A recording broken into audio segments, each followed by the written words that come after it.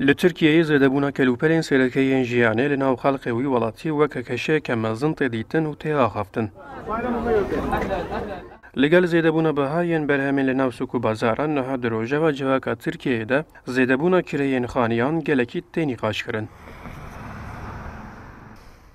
Bi destpêkirina perwerdehiya rûbirû li nav zanîngehan gelek xwendekar ji ber zêdebûna bihayên xaniyan û tîjebûna stargehan nikarin xanî peyda bikin û ji bo çare bêdîtin bang li rayederan dikin.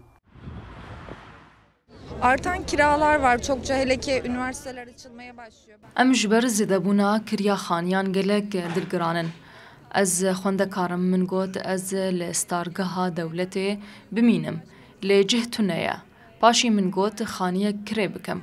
Lê belê tenê ji bo jûra xaniyekî 2000 lîreyên Tirkî pere tê xwestin.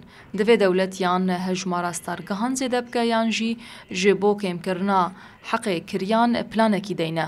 Toplumun yani her yaştan insan var ve yani bu sadece öğrencilerin de... Hejmareke zêde welatî li Kadıkoya Stenbolê bi mebesta protestokirina zêdebûna kireyên xaniyan û bihabûna pêdiviyên serekeyên jiyanê çalakiyekê li dar xistin.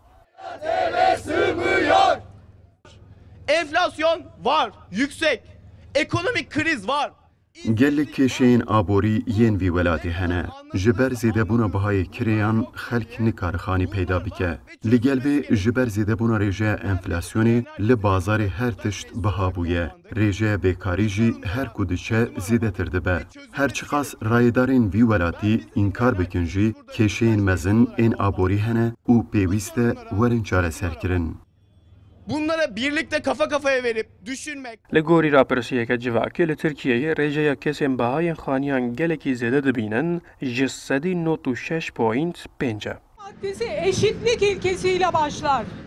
Ercanda, Kurdistan 24, İstanbul. Evimiz yok, barınamıyoruz diyorlar.